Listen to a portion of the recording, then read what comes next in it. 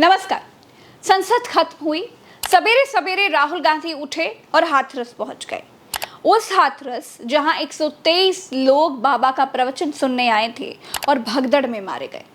मोदी बनते तो हिंदुओं के बड़े ब्रांड एम्बेसडर हैं, लेकिन हिंदुओं के दुख में खड़े होने हाथरस नहीं पहुंच पाए।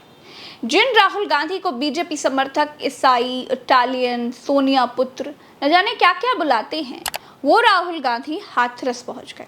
बाबा के प्रवचन में मारे गए लोगों के घर वालों से मिले, उनके साथ जमीन पर बैठकर उनके आंसू पोंछे। अभी 2 दिन बीते हैं।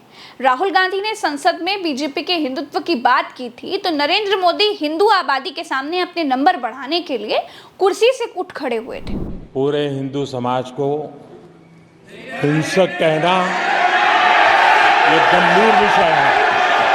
नहीं नहीं नहीं नहीं नहीं नहीं, नरेंद्र मोदी जी पूरा हिंदू समाज नहीं है, बीजेपी पूरा हिंदू समाज नहीं है, आरएसएस पूरा हिंदू समाज नहीं है। लेकिन जब हिंदू समाज को सच में मोदी की जरूरत थी, तो मोदी खिलाड़ियों के साथ मजे कर रहे थे। अब तस्वीरें देखिए, क्या हमारे प्रधानमंत्री के चेहरे पर यह दिखाई दे रहा है कि जिस राज्य से ये सांसद चुनकर आते हैं, उस राज्य में 123 लोग मारे गए हैं, वो भी पूरी की पूरी वो आबादी जो बाबा का प्रवचन सुनने आई थी, यानी कोर हार्टेड हिंदू। क्रिकेट के खेल और मौत के खेल में नरेंद्र मोदी जी ने क्रिकेट को समय देना सही समझा। इसीलिए कहते हैं कि मोदी सुख के साथी हैं, प्रसिद्धियों के साथी हैं, उपलब्धियों के साथी हैं। वहीं प्रस्तुत होते हैं जहां टीआरपी थोड़ी ज्यादा होती है। यकीन ना हो तो इससे पहले का उदाहरण देख लीजिए। जिन महिला रेसलर्स की जीत के बाद मोदी वीडियो शूट करा रहे थे, जब वो मुसीबत में फंसी, मोदी के घर से कुछ ही दूर पर महीनों धरने पर बैठी रहीं, मोदी के मुंह से तब चूं तक नहीं निकला, न महिलाओं के नाम पर, न खिलाड़ियों के नाम पर। कल ही संसद में हिंदुओं पर माइलेज ले रहे थे और आज उन्हीं हिंदुओं के दुख में उनके दरवाजे तक नहीं पहुंच पाए। नरेंद्र मोदी जी अंधभक्ति के चक्कर में 123 लोग मारे गए। 123 लोगों की संख्या कोई छोटी नहीं है। जापान और रूस के प्रधानमंत्रियों ने दुख जता दिया। दुख तो मोदी जी ने भी जता दिया, लेकिन मोदी जापान के प्रधानमंत्री तो है नहीं, लेकिन व्यवहार जापान के प्रधानमंत्री की तरह ही किया। समझ रहे हैं आप? टीम इंडिया जीत कर आई, हर किसी को गर्व है। प्रधानमंत्री खिलाड़ियों के साथ बैठकर हंसी ठट्ठा कर सकते हैं, ठहाके लगा सकते हैं, लेकिन हाथरस जाकर आंसू नहीं पोंछ सकते।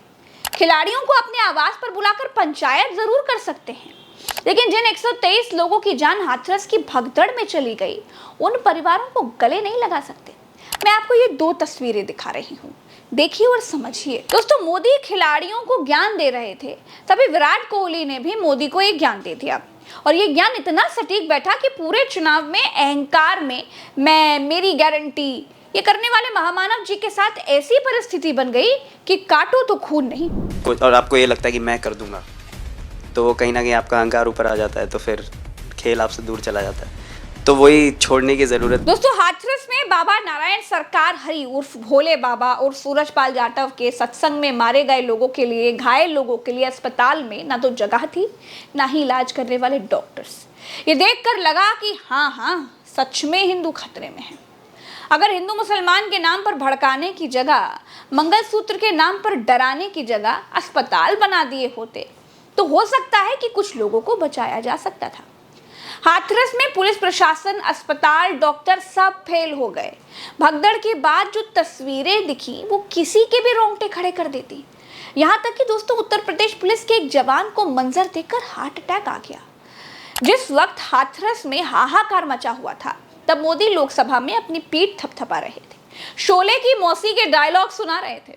यूपी के मुख्यमंत्री योगी आदित्यनाथ हाथरस पहुंचते हैं, बोलते हैं घटना एक साजिश है, इसकी जांच कराएंगे। सत्संग में करीब 2.5 लाख लोग थे, उन्हें संभालने के लिए सिर्फ 40 पुलिस वाले थे, यानी 6250 लोगों पर सिर्फ 1 पुलिस वाला था। ये है डबल इंजन की सरकार। सत्संग वाली जगह से सिकंदरा मऊ सीएचसी सिर्फ 8 किलोमीटर दूर है। घायल यहाँ पहुंचे तो लाइट नहीं थी, ऑक्सीजन का इंतजाम तक नहीं था, और डॉक्टर सिर्फ 1। इस सीएचसी में मौजूद नर्स ने जैसे ही इतने लोगों को देखा, वो वहीं पर बेहोश हो गई। दोस्तों, हाथरस जिले में डॉक्टर के कुल 102 पद हैं, लेकिन पोस्टेड सिर्फ 45 ही हैं, और वो भी शिफ्ट में काम करते हैं। पोस्टमार्टम रिपोर्ट से पता चला है कि मरने वाले 123 लोगों में से 74 की मौत दम घुटने की वजह से हुई। ऐसे मरीजों को सबसे पहले ऑक्सीजन की जरूरत होती है, लेकिन वही नहीं थी। योगी आदित्यनाथ की कैबिनेट मंत्री हैं बेबी रानी मौर्य। वो कहती है कि प्रशासन की कोई गलती नहीं है।